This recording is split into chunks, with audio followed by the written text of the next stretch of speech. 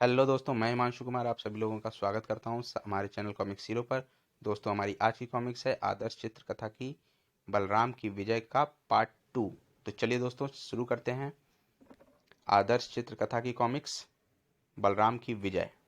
फिर बड़ी कठिनाई पूर्वक उसे रथ से बाहर निकालकर उन्होंने उसे रस्सियों से बांध दिया और जीत कर हस्तिनापुर लौट आए। हमारे योद्धा लौट आए हैं, हमने इसे पकड़ लिया। यह रहा वह लड़का और यह रही लक्ष्मणा। इन्होंने लड़के को पकड़ लिया है। उसी समय भ्रमण पर निकले नारद मुनि हस्तिनापुर पहुंचे और वहां उस बंदी का मुख देखकर दंग रह गए। लेकिन क्या यह कृष्ण और जामवंती का बेटा श्याम नहीं है? वही है। उस ग्वाले के पुत्र ने कौरव की राजकुमारी को उठा ले जाने की धृष्टता की। इसके लिए उसे हमारा बंदी बनकर दंड भोगना पड़ेगा। अरे अरे, मैं तुरंत ही द्वारका जाकर ये समाचार दे दूं। थोड़ी देर बाद। अब आप मुझे जाने की आज्ञा दें। मुझे एकदम ख्याल आया कि मुझे एक अन्य आवश्यक कार्य करना है।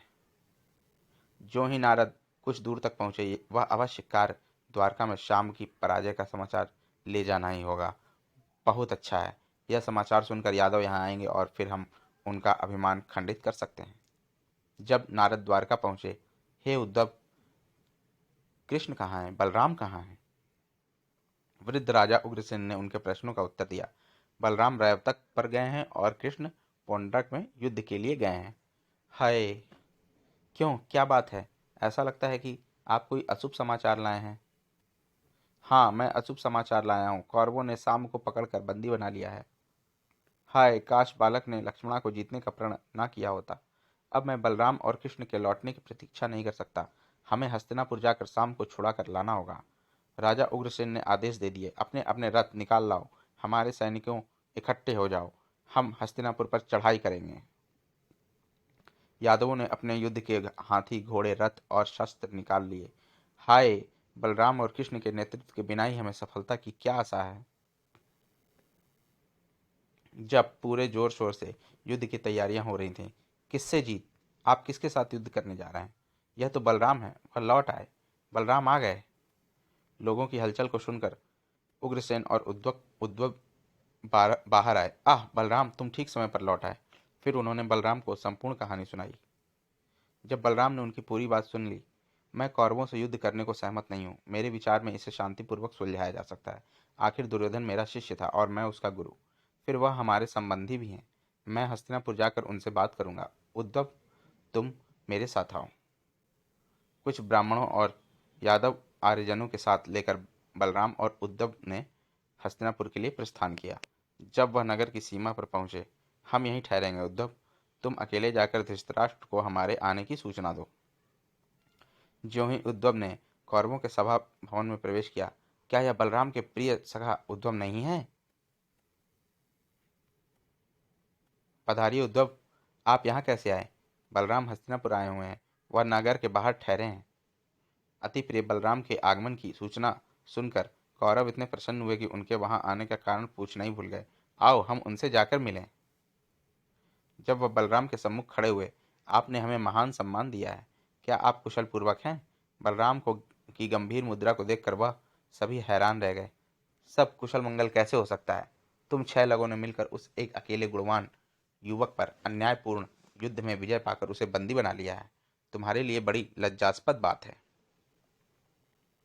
हमने अभी तक तुम्हारे साथ युद्ध की घोषणा नहीं की है, क्योंकि हम मैत्री बनाए रखना चाहते हैं। महाराजा धीराज उग्रसेन ने तुम्हारे लिए आदेश दिया है कि तुम शांतिपूर्वक उस नौजवान बालक को मुक्त कर हमें लौटा दो। ओह, हमारी दया व सहायता से जो ऊंचे चढ़े हैं वही हमें अब हमें निर्लज्ज हो आदेश दे रहे हैं। इंद्र देव भी कौरवों की इच्छा के विरुद्ध उनसे कुछ नहीं ले सकता। वह वास्तव में महाराजा धीराज हैं। प्रथा के विवाह के कारण हमारा उनसे संबंध है और इसलिए हम उनसे उनके साथ खाते पीते व सोते हैं और अब वह हमारे बराबर बनना चाहते हैं। ऐसा प्रतीत होता है कि समय के प्रभाव से जूता भी मुकुटधारी शीश के ऊपर चढ़ना चाहेगा। आओ, अब हम यहाँ अधिक समय व्यर्थ ना गवाएं। बलराम से मुंह मोड़कर कौरव वहां से चले गए। बलराम क्रोध से आग बबूला हो गए। मैं तो यहाँ शांतिपूर्वक ढंग से समझौता करने आया था, लेकिन धन दौलत के मद से चूर ये अभिमानी, दुष्ट और झगड़ालू कौरव इसे शांति से सुलझाना नहीं चाहते। निस्संदेह हम जूते हैं और वह सिर, लेकिन जब इन्हें दंड भोगना पड़ेगा तो इनके होश ठिकाने आ जाएंगे। इन दुर्बुद्धि कौरवों ने तो कृष्ण का भी अनादर किया है। लक्ष्मी के स्वामी मेरे प्रिय भाई कृष्ण के आदेशों का पालन तो सभी देवता गण करते हैं। फिर उन्होंने अपनी छाती तान कर अपना फरा उठा लिया। आज मैं भूमि को कौरवों से विहीन कर दूंगा और कौरवों की नगरी को जड़ से उखाड़ कर गंगा नदी में फेंक दिया। वेगवान जल प्रवाह में नगर तेजी से घूमने लगा। यह क्या हो रहा है? हम कहाँ हैं? केवल तभी कौरवों को सब ज्ञात हुआ। यह तो बलराम है, यह उनका फरा है। उन्होंने ही संपूर्ण नगर को गंगा में डाला है। वह कौरवों का सर्वनाश करना चाहते हैं। कौरवों ने जल्दी ही एक सभा बुलाई। अब तो उनसे हार मानकर उनकी दया ग्रहण करना ही बुद्धिमानी होगी। ऐसा ही करेंगे। श्याम कहाँ है? उसे मुक्त कर दो और लक्ष्मणा के साथ यहाँ ले आओ। जब उन दोनों को लाया गया, हे बलराम, हे राम, आप सर्वपालक हैं। हम तो मूर्ख, अहंकारी और दुष्ट हैं। हमें क्षमा कीजिए, हमें अपनी शरण में लीजिए, हम पर दया करिए। हम आपके समक्ष नतमस्तक हैं। अति आतुर और प्रकंपित कौरवों को अपने सम्मुख देखकर बलराम अति प्रसन्न हुए। तो डरो मत, मैं तुम्हें सुरक्षित स्थान पर ले जाऊंगा। अपने फार से बलराम नगर को निकालकर वापस तट की ओर ले आए। ज्यों ही हस्तिनापुर अपने पूर्व स्थान पर लौटा दिया गया, जाओ लक्ष्मणा, शाम के साथ जाओ, इसने तुम्हें धर्म युद्ध में जीता है। फिर दुर्योधन ने बलराम को हाथी, घोड़े और रथ उपहार में भेंट किए। कौरवों और यादवों में सदा मैत्री रहे। नौ दंपत्ति को साथ लेकर बलराम ने द्वारका के लिए प्रस्थान किया। दोस्तों, हमारी ये कॉमिक्स यहीं पर समाप्त होती है। दोस्तों, आपको ये कॉमिक्स कैसी लगी हमें हमारे कमेंट सेक्शन में ज़रूर बताएं और हमारे चैनल को सब्सक्राइब करना ना भूलें। और अब हम मिलते हैं अगली कॉमिक्स में। तब तक के लिए धन्यवाद।